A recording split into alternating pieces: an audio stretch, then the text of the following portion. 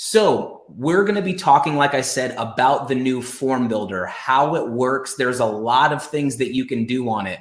And so we're going to dive into that today and show you all the new things that have been added into the form builder. So first things first, let's talk about the goals of this webinar. So the primary goals of this webinar, number one, is to review the main features of the new form builder.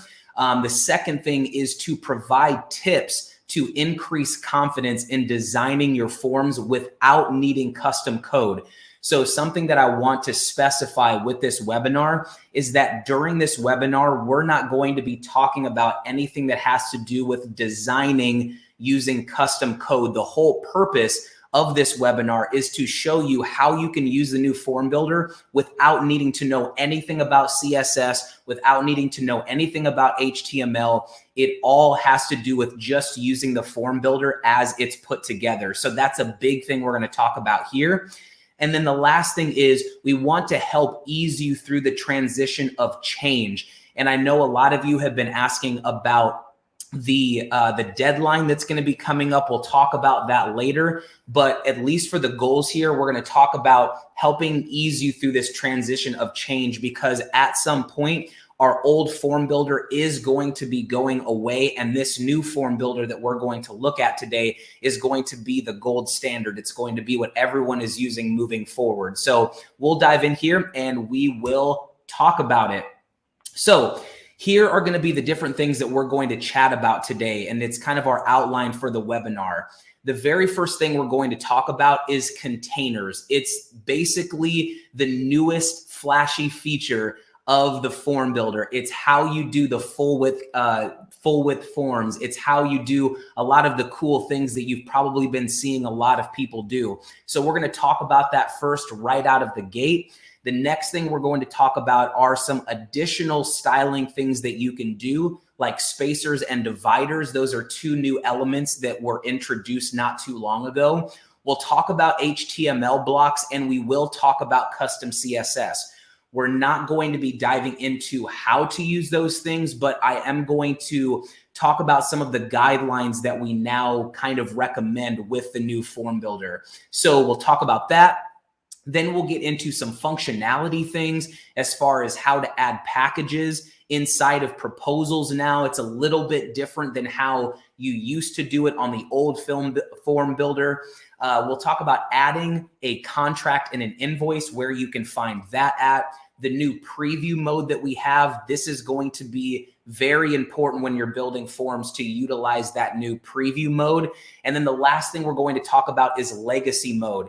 And legacy mode is something that really is in reference to anyone who was using custom CSS on the old form builder, on your old forms. So we're going to get into that at the end. So if you are using custom code on your old forms, make sure to stick around for that housekeeping portion, because we're going to dive into legacy mode and talk about what exactly that does. So let's start off first with styling, and we're talking about containers here.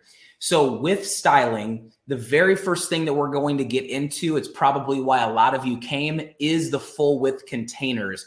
So if you've been on our Instagram, on our social media, we've been talking about how on our old form builder, everything was narrow. You could only have forms that only took up maybe about a third of the full screen. Everything was white. On the sides, there was nothing you could really do to customize it unless you were using code. Now that we have full width containers, you're able to stretch your forms all the way to the full width of the screen, which gives a really nice full width look to your form. So there's not that extra white space on the sides. So let's jump over to Dubsado here. And with this Canva deck, like I said, this is more for you to use once we're done with the webinar. So this is going to be like a cheat sheet for you, where you can go back and say, okay, how do you use the full width containers, or how do you put in a background image and things like that. But we'll jump into Dubsado here and we'll look at this proposal. So what you're going to do first here is you're going to use the container element in the top in the top corner here in your elements table. It's the very first thing you'll see up at the top. If I take a container and I drag it over here onto the form, what you're going to see, let me drag this down in between this here. There we go. So with the container, what you're going to see is that it's already stretched out to the max here. Now, what you can do in order to get that full width look, if you click on the container, so you see this container header at the top, over on the left-hand side, you're going to see container width, and you're also going to see content width. Those are two different things that are going to function differently. The very first thing is container width. When you do this, what's going to happen is the actual container, like what you can see here, is stretching from short, and it's going to be stretched out to the full width of the actual form. So you can decide how wide you want this container to be. The other thing that you're able to do is to adjust the content that is within that container. So I'll use this one down here as an example because I have content that's already in there. So with this container, I have two elements inside of it. I have an image element and I have a text element to the right of it. Inside of this container, if I click on it, I can adjust the width of the content by adjusting this slider here. Now, the actual container itself is not changing. The content inside of it is. So I can click and drag, and I can move the content either together or I can move it further out. I think I had it at about 85 here. So this is a way that you can have either full width or you can adjust the content that is inside of it just to however you like it. So that's the first thing that I wanted to cover, was adding in a container. One other thing that I'll mention here, because you might have questions about how are you putting the image over here and then the text over here. It all has to do with the columns that you add to the container. So if I click on this container here, you'll see that I have two columns, and you can set this to one column, 2, 3, or 4, depending on how you want to divide up the form.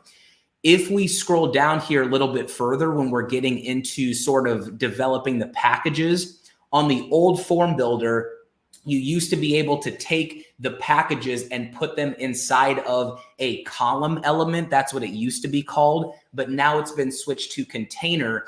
But now on this container, I have it set to 3. So you can see here that I have 3 columns instead of 2 like I have up there.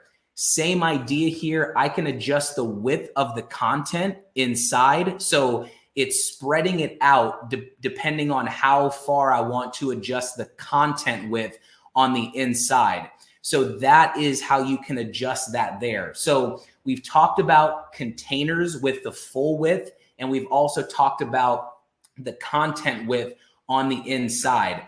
So the next thing that we're going to talk about here, we'll continue to move through, are background images. So as you can see on my form here, I have in the packages section specifically, I have a container that's using a background image behind the packages. So we're going to talk about a couple things with adding in the background images. So down at the bottom, and I'm kind of moving throughout this entire form because there's different things that I want to highlight in this form. But what I'm going to do to kind of show you how to manipulate a background image is the first thing I'm going to do is add in a container. So I'll put a container down here at the bottom of the form.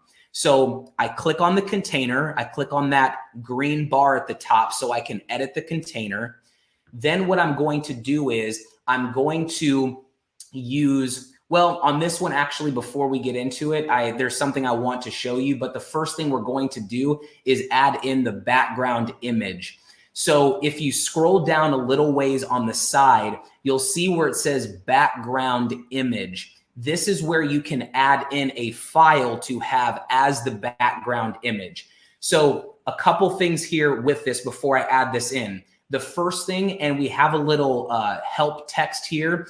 A full width that you should be looking for if you're wanting to add in a background image, maybe you're wanting to create one, is 2,500 pixels wide. That's our recommendation for if you're going to upload a background image into a container. So what I'm going to do here is I'm going to scroll down and I have this image that I've already uploaded, and I'm going to click that. And as you can see, it added in that background image in the back. I still have my 2 elements where I can add in different things in there, but in the background, you'll see that that image got uploaded. And if I want to, now I can scroll back up to the top and I can make the container width full screen there. So it stretches out to the full width.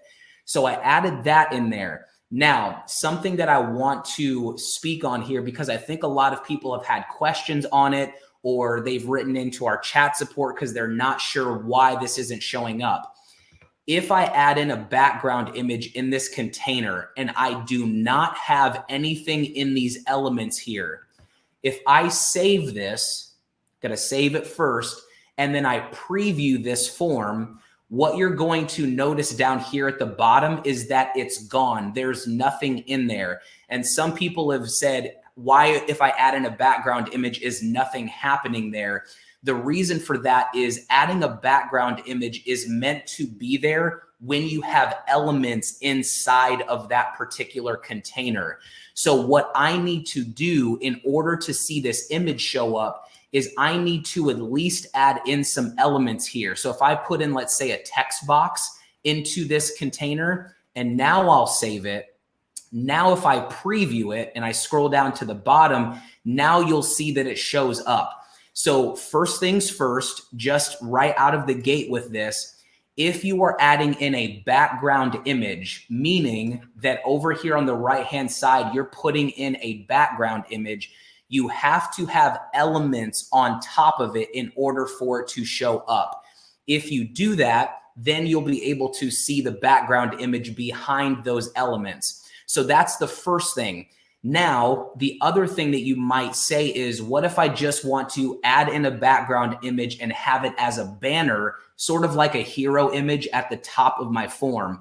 And you'll see this up here where I've just taken a Canva image and I've just added it into this container at the top.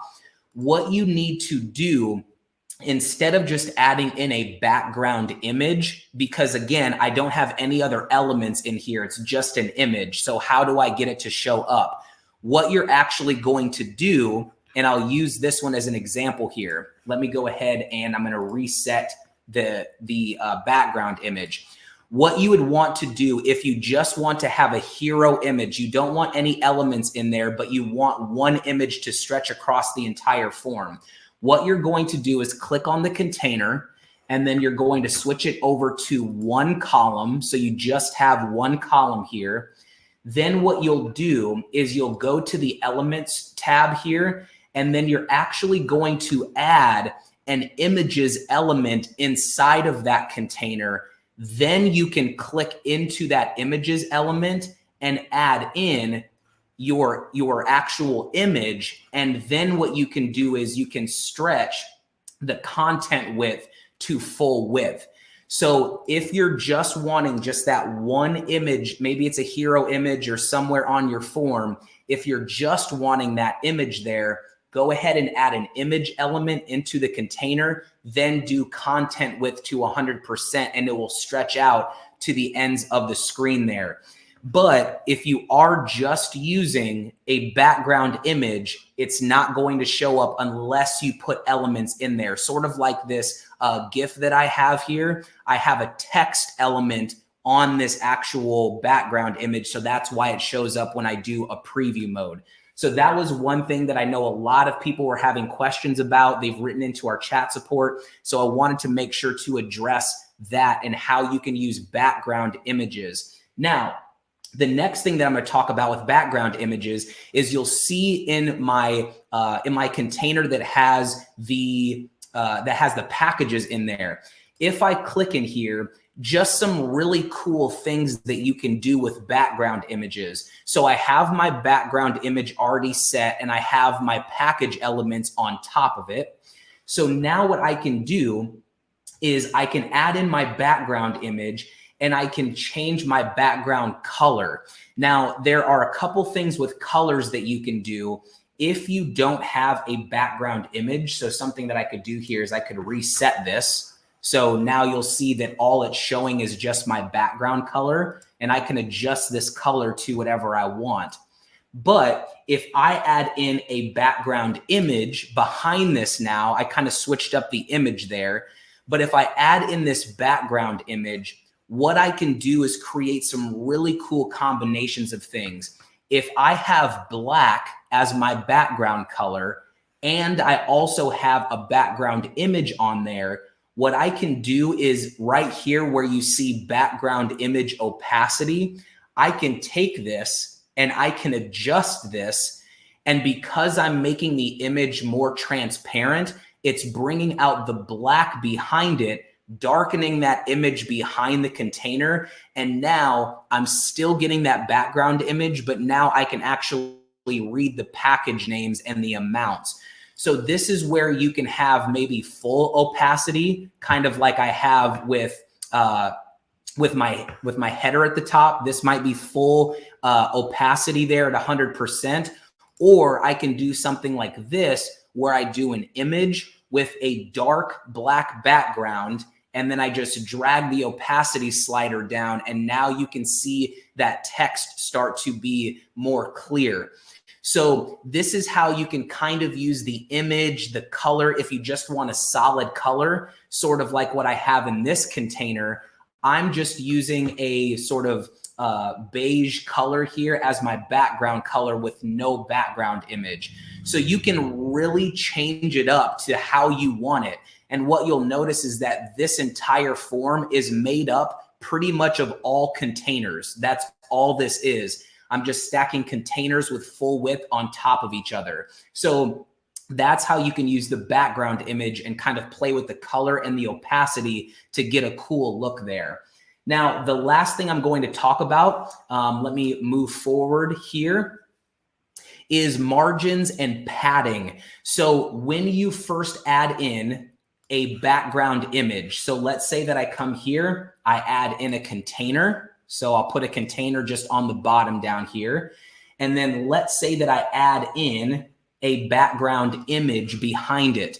Now you might be looking at this and say, okay, but I can't really see what that image is. Now what you can do if you click on the container here is down at the bottom, there are these set of settings down here. The first one is padding. The second one is margins. So let me stretch this here to full width just so you can kind of see what this does. What padding does down here at the bottom is it creates more space inside of your container. So if I click the top padding and I start to move it, what you'll see here is now the container is starting to get larger. What it's doing is it's increasing that padding at the top of the container. If I do bottom, now the bottom of the container is starting to get bigger as well. So now I can start to open up this container to show more of the image in the background. So that's what padding does, is it increases the space inside of the container. This is very helpful if you have a background image. You really might need to stretch that container so that it's actually showing more of the image there. Now, what margins do, margins actually increase the space outside of the container. So let's say with this particular two containers stacked on top of each other here, I have my GIF image in there, and then I have my other container with the background. Let's say I want to create some space there for some reason. What I can do with the margins at the bottom is I can increase my top margin, and that's actually just going to move the container down. So just to kind of sum this up, padding is inside of the container, and then margins increases outside of the container. So if I want to add some bottom margin to split up some different elements, I can do that, or I can increase the top. So that's the difference between padding and margin. And like I said, in the actual handout, if we go back over there, I have this in the handout for you so that you can see padding adjust the space within the container. And then the margins, which is the next slide, adjust the space outside of the container. And at the end, I'm actually going to show you something really cool that you can do with margins. So stick around for that, and I'll show you some cool things you can do there. So that's all that we have with styling. Now we're going to get into additional styling tips. And so the first thing that we're going to talk about is we're going to talk about dividers and spacers. These are two elements that got introduced. I think it was about a month or two ago. I'm not sure exactly when, but I know it was a few months ago. What you can do with dividers and spacers, if you remember on the old form builder, all of the people here who have been with Dubsado for a long time and use the old form builder, if you wanted to create space, what you had to do was insert a text box, remove all of that text, and then just hit enter and create space inside of a text box. All of my people who are old school Dubsado users know exactly what I'm talking about there. But now what we have is we have spacers where you can add in a spacer element. And if you click on it, you can adjust the spacer height. So this is literally an element, and all it does is it just increases the distance between your two different elements. Very easy to use. There's literally nothing else to this element except for add in a spacer and increase the spacer height. It's a very simple element, but it's there for you now, so you're not having to do the text box with the spaces. So that's the first thing, is the spacer. The next thing is divider. So let's say, for example, that I have my choose your one main package up here, and then down here I have choose your add-ons. Let's say maybe I want to create like a nice little divider in between my main packages and my add-ons. What I can do is I can take this divider element and I can click and drag this in between the two.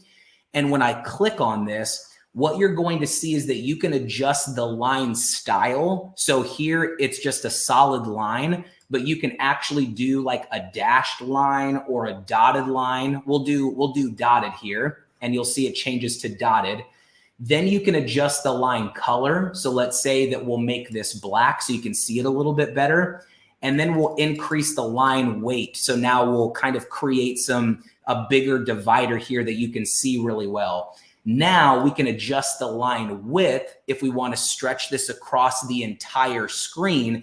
And now what it does is it creates kind of a cool divider between all of my main packages and then my add-ons. So another place that you could do this, just kind of giving you some ideas, is you could do this in between all of your clauses on a contract and then your signature at the bottom. If you want to kind of create a cool divider in between those two, you can do that as well. So spacers, dividers, what these are really designed to do is just to give some distance in between maybe kind of your different sections of a form.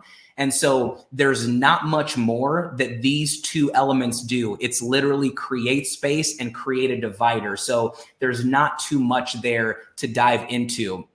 So that is dividers and spacers. Now, the next thing that we're going to talk about are HTML blocks. So again, I'm kind of talking to the people who were used to adding in what was called a code block on the old form builder, and then putting in a code block and putting in 1,001 pieces of code to make your form do and look exactly like you want it to. So now what we have in our new form builder is called an HTML block. And I'll show you where that's at here really quickly. It's down at the very bottom. So HTML block, you can add that into your form. What this is designed to do is to add in unique content, like maybe an image gallery, or if you want to embed YouTube videos or Vimeo videos. What the HTML block is designed to do is simply to add in extra content that you want in your form. So it's not there for CSS or for styling your form in different ways. That's not what it's there for. If you want to put in a YouTube video, a Vimeo video, if you want to embed anything into a form, and when I say embed something, I'm referring to things that are not Dubsado content. So this is the educator speaking here. Don't put in something that is Dubsado related in here. That's not what it's really designed for. It's mostly for, like I said, YouTube videos, Vimeo videos. Maybe you want to embed a gallery that you made from Illustrator or something like that. You can put that inside of the HTML block. So if I add one, I'll just put one on the form really quickly here. If I click on the HTML block, it's really small in there, but if I click on that, this is where I can now put in all of my text that I have in there. So that's what that is designed to do. So HTML block is for external content. Now, the next thing that I'm going to talk about is CSS. We have a separate designated area to do all of your custom CSS if you want to. Now, the purpose of this webinar, like I said, is to show you how to do all of these cool styling things without needing to use custom CSS. I know some of you might design something on your form and say, okay, this is great, but I want to take it even a step further. If you are proficient in that, we have a separate area for you to put in all of your styling now. So if I go here, over on the left-hand side, we have kind of our different tabs across the side here. If you go down to kind of the paint icon, it's our form styling tab. The form styling down at the bottom, you'll see where it says edit CSS. This is where you have your designated area that if you want to add it, this is where all of your styling should go now. So that's the biggest difference between HTML blocks and custom CSS. HTML blocks are more for content that you want to embed onto your form. Custom CSS is for the styling of your form. So if you want to change button colors, or if you want to change text colors, things like that, or your font in general, all of these things, custom fonts, you can do all of that in the CSS section there. So that's something that I wanted to cover there, so people kind of understand the difference between those two and what one is for versus the other. So next thing we're going to get into is functionality. So we will kind of move through this a little more quickly because there's not as much to talk about here. The primary thing was the styling. But with functionality, the first thing that we're going to talk about is adding packages. So here, what's a little bit different when it comes to adding packages, you're still using, if we go over to the elements over here, you're still using the package element. So none of that has changed from the old form builder to the new one. You're still using package elements on proposals to drag them in there, and you can add in your packages. So if I click on this package that I've added, what I can do is over on the left-hand side, I can add in the different packages that I have through here. So just to kind of show you, I'm going to grab a package element, and let's say that I add in a new one underneath here. So now you can see where it says select a package. One of the cool things with the form builder that they added in that I actually really love is you can either select a package directly inside of the element. You used to not be able to do that. You can either select one there, you can even create one inside here, or over on the left-hand side, you can select the package that's going to go inside of this package element. So that's how you add packages now, is either directly from inside the element, or you can, of course, click on the drop down inside the left-hand side there. So that's adding in packages. I just kind of wanted to show how to do that, because now that we have the new form builder, some people might be saying, okay, well, how do you do packages? So this is, that's how you do that. Now, the next thing we're going to talk about here, we'll switch back over to our handout, is including a contract and an invoice. So on the old form builder, you used to click on the form settings tab up at the top. Now what you're actually going to do is over on the left-hand side, you'll see the form settings tab now. This is where you're actually going to add in your contract, invoice, payment plans.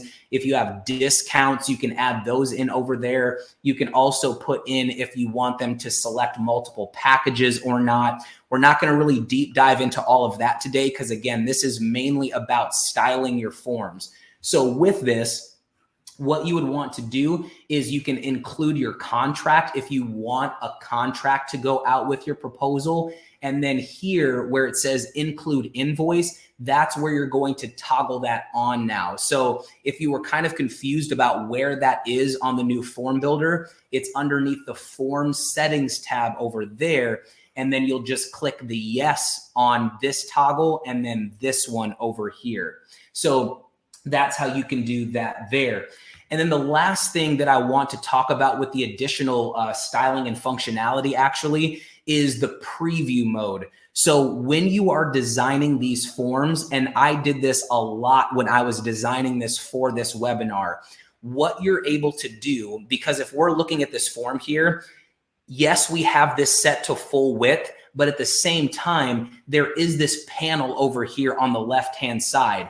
So this is giving you sort of a preview of what it's going to look like, but it's not 100% accurate because you're building the form in this mode. You're going to have this left-hand side bar over here. So it makes it a little difficult to get an actual perception of what it's going to look like. So what you can do is when you're building your form, if you say to yourself, okay, I added this in there, what does this look like in a full screen? You can just click the preview up here at the top, and it's going to show you now exactly what this is going to look like to a client. So when you're editing, and I'm just saying this from experience when I've been using the form builder, I'm constantly coming in here, seeing what this looks like, clicking edit. Maybe I'll come into this container and I'll adjust the content width a little bit, save it, and then preview it here to see, okay, do I like the way that this content width looks or do I want to adjust it back? So this preview mode makes it very simple to just go in, do whatever changes you want, make sure to save the form, obviously. And then when you preview it, you can kind of see what this is going to look like to a client. So it makes it a lot easier to kind of see what the client is going to see. You can see that full width look there. And since I've added in a contract and invoice on the settings tab, you'll see that it kind of shows you here what that would look like to the client up at the top. So that's just kind of a quick rundown of how you can use the preview mode to really get an idea of what this is going to look like before you even go into a project and send it out. So the next thing that we're going to talk about here moving forward, and again, I'm going to answer people's questions at the end. I know our chat is kind of going through a lot of stuff here, but we're just going to talk about a couple housekeeping things at the end, and then we will open it up for questions. Actually, before we get into housekeeping, I want to show you a cool trick with the margins, like what I was talking about earlier, and then we'll get into all of the housekeeping stuff. So something that you can do, maybe this will spark a little bit of creativity for you, is if I take this container, I'm going to add in a new container in here, and I'm going to change this to 1. And now what I'm going to do is I'm going to add in an images element. So let's say that we drop in an images element there. And let me just put the content width so it's in the middle there. So now that we have the container in there, what I'm going to do is I'm going to add in an image. And I know this is going to be massive here. So let me adjust the scale on this. Let's do 20%. Yeah, that looks a lot better. So once I've added in the image, now what you can do, this is something that's really cool, is if you go into the container and we go down to margins, remember what margins do is they either increase or they could decrease the amount of space outside of the container. So something that you can do here is if I take my top margin and I actually go down with it in the negative, now I'm dragging this image more onto the container that's on the top of it. So I have a transparent logo in here and I'm doing a negative margin, and now it's dragging it on top of the top container. So what does this look like now? If I save this and I preview it, it's actually bringing that actual container, it's dragging it up on top of that, the container that's above it. So you can use negative margins if you want to give it even more of a cool style approach. So that's something that if you really want to play around with it and adjust margins and padding, you can do really cool stuff like that to kind of layer containers on top of each other. So feel free to play around with all of the different styling things that I showed you. That's something that actually Sam, who is director of our product, she showed me that you can do negative margins, and I lost it. I was like, this is so cool. So play around with stuff like that, see how you like it. But the last thing that we're going to talk about is housekeeping things. And this is going to be very important for anybody who was using custom code on your old forms. So we're going to dive into that here and talk about some things. So many of you might be asking about what legacy mode is. So I'm going to jump over to this form and go into the form settings tab here. If we scroll down to the very bottom, what you're going to see is this toggle called legacy mode. And we're going to talk about what this means and what this is going to mean moving forward as well. So what is legacy mode? The updates that we made to the form builder, which by the way, this form builder came out July 12th of 2022. So this form builder is almost half a year old already, which is crazy because I'm still learning new things about it and I'm using it every day. So it's crazy that it's been out for 6 months already. But updates that were made to the form builder changed the way that your forms are displayed to your clients. And of course, because of that, it affected the CSS and HTML structure. So many of our users, and again, these are people who have been with us for a while now, many of our users added custom code into your code blocks, or you might have purchased third-party plugins from other people and you added that to your form prior to July 12th of 2022. Again, that's when we released the new form builder. So we wanted to have a way to help our users continue to use those forms that you customized, because we know that a lot of you put a lot of time into those forms, a lot of energy, and maybe a lot of money into customizing them. And this was for the old form builder. So what legacy mode is legacy mode preserves your old custom CSS on those forms. So something that I'm going to say probably a couple times here, legacy mode really only affects people who were creating forms prior to July 12th using the old form builder and added custom code into the code blocks. This is a very specific group of people. So if this is not you, you can still listen. It might be good information to have, but this is primarily for the people who added that custom CSS or styling into the code block. Legacy mode is only needed by users who are using custom code on forms created prior to July 12th. So what happens is, if you turn legacy mode on, what that's going to do is it's going to preserve your old form with that code in there. If you want to use all of these new features like the containers, the spacers, dividers, all of these things that we were talking about today, background images, you have to use a form with legacy mode off. Legacy mode is kind of saying, yes, I want to use the old way that forms were being used because of the fact that it has that custom code in there. By turning it off, now you're able to use container elements and you can use the divider and the spacer and all of these things. Along the same lines, we're also going to be adding more elements into this chart. I know we've talked about it on our form keynote that we had a couple months back. We talked about adding in testimonial elements that you're going to be able to use, accordion things that can kind of expand out we're going to be doing a lot of cool things with the form builder in the future. So in order to use all of these features, you have to have legacy mode turned off on your form. So legacy mode, again, and we'll get into a little bit more here, is primarily for the people who are using CSS on the old forms. Now, what you can do here, we'll kind of get into some tips. We'll talk about a couple more things.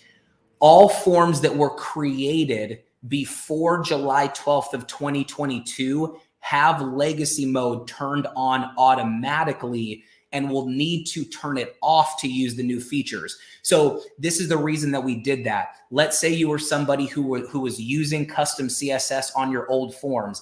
When we introduced the new form builder, if we just turned legacy mode off, then it would ruin those forms that you had. So if you have an old form that you were using, you have to turn it off in order to use those new features. So maybe you want to play around with forms that you already have created right now. Just go into the new form builder, turn legacy mode off, and then you can play around with all those features there. The next thing that I want to talk about is all forms that have been sent to a client with custom code have legacy mode on automatically to preserve the code. So if you're someone who is using this code and you have been sending out forms to people with that code on there, the legacy mode is automatically on for you. So you don't have to panic and say, well, what about all those forms I sent to clients? They're already set up with legacy mode on. So you don't have to worry about that there. Then the last thing here is legacy mode is set up on a per form basis. There's not a global setting where you can just say turn off legacy mode on all forms. We wanted to use this specifically so that people don't make a mistake and just say, do it to all of my forms, and they might have had one that they weren't sure if it had code on it or not. So every form is set up with legacy mode on a per form basis. So if you turn it off on one form, you're going to have to do it on another form as well. So before you go in and mess around with that, you can know that it's on a per form basis. So a couple things here, and I'm putting this with an alert on there just to kind of hammer it home there. If your form does not have custom code on it, I'm talking about forms that were built prior to the new form builder.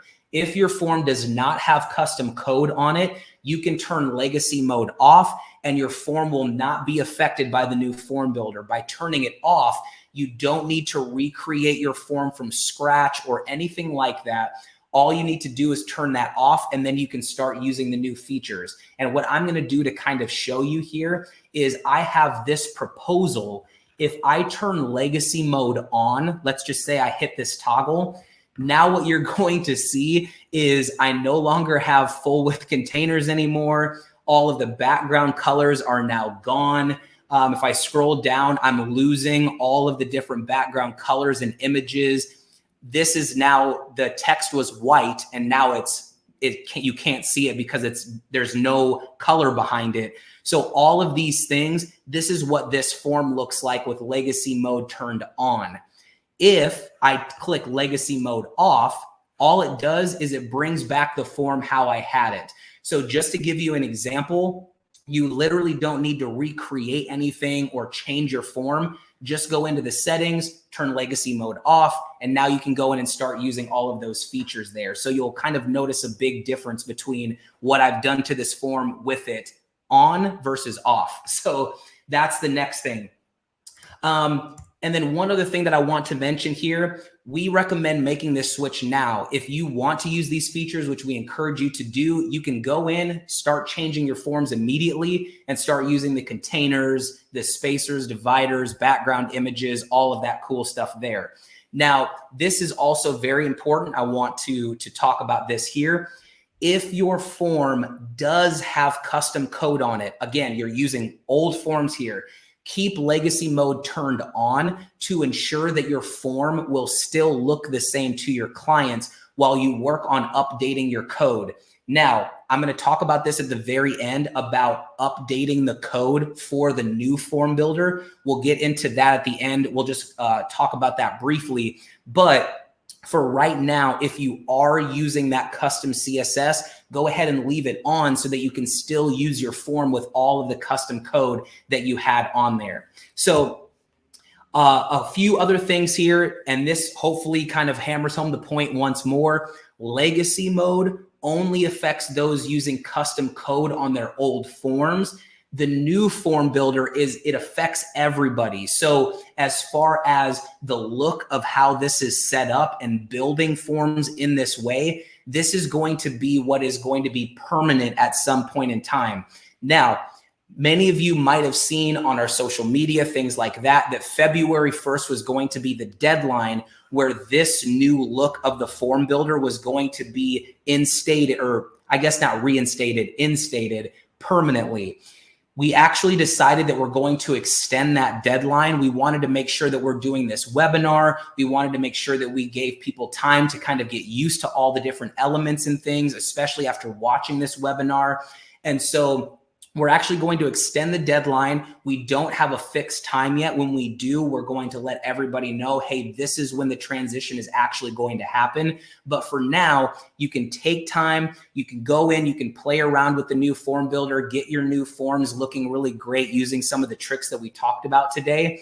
But at some point, this new form builder is going to be permanent. And so it is important that you get familiar with it. Forms that have legacy mode on, you'll still see that that's there and available. But as far as using the new form builder, adding in elements in the way that we are doing today, this at some point is going to be permanent. So we wanted to do this webinar, especially to help ease people through this time. We know change is kind of crazy, but we want to do that so that we can help you get used to it. So the last two slides that I have here, and then like I said, I'll open it up for questions, is number one, all of us at Dubsado, we fully understand that change is uncomfortable. Just to kind of give you an example, all of us on the customer care team, myself, people in product, all of us had to learn how to use this new form builder. So it was hard for us. I've been teaching Dubsado for so long that I'm used to clicking on certain things and going through. I had to kind of rewire my brain to say, oh, the settings tab isn't up at the top anymore. It's actually over here on the left-hand side. If I wanted to share my lead capture form, it's not in the top right anymore. Now it's over here where you see kind of the little share button there. That's where it's located now. So me, myself, I had to kind of rewire my brain to learn this new form builder. So change is definitely uncomfortable, but even the fact that we had to kind of change, we want to help you through the change as well. Also, I talked about this a little bit earlier. In order to add amazing new features to the form builder, so like I said, testimonials, accordions, all of that, this change was necessary to push forward. The only way that we could add in the full width containers and the background images and all of these things was if we updated the back end of our form builder to give it a new look and a new foundation. And so that's the primary reason why we were doing this, is because the only way that we can move forward is by adjusting how we do things. And again, words of encouragement, you still have time to adjust to the transition. So we're here to help you out. Our customer care team is here to help you out. This webinar was made solely so you can see exactly how to use the new form builder and you can feel comfortable using it moving forward. The last thing that I'm going to talk about, and then like I said, I'll open it up for questions here. I have some resources on this handout. So if you downloaded the handout, there's resources on the very last page that links to our help center. The first thing is understanding legacy mode. If you have more questions about legacy mode, hopefully I did a fairly good job of explaining it. But if you do have more questions, you can click on that link. It'll explain everything about legacy mode. The second thing is really important here, and that is the cheat sheet for the new form builder. So again, this webinar is to show you how to use the new form builder with no CSS. But if you do want to add that in, we do have a cheat sheet in our help center that teaches you how to write your code for the new form builder. So if you have your form here, let's say I'm using this new form builder, and at the bottom, I want to go ahead and add in, actually underneath the settings there, if I wanted to add in, let's see, where are we? Oh, sorry about that. Add in a container element. Here we go. And then let's say I wanted to add in an HTML block, potentially something like that. Or if we go to the form styling tab, there we go. My mouse was acting weird there. So now if we click on the form styling tab, I can click edit CSS, and then I'm able to custom code and things like that. That cheat sheet is to help you take this form to another level. If you're wanting to do extra things, you can always use that cheat sheet in the resources to teach you how to use that new CSS. I'm going to be honest with you. I really don't know how to use CSS or any of that. That's not my forte. And so that's going to be something that will help you if you are trying to learn how to do things like that. And then the last thing is important info for forms with custom code. So again, this is kind of talking to the people who use that custom code, and you're just wanting to maybe know more information about what this does to your current forms that you've been using. So some resources for you that you can click on and find out more information.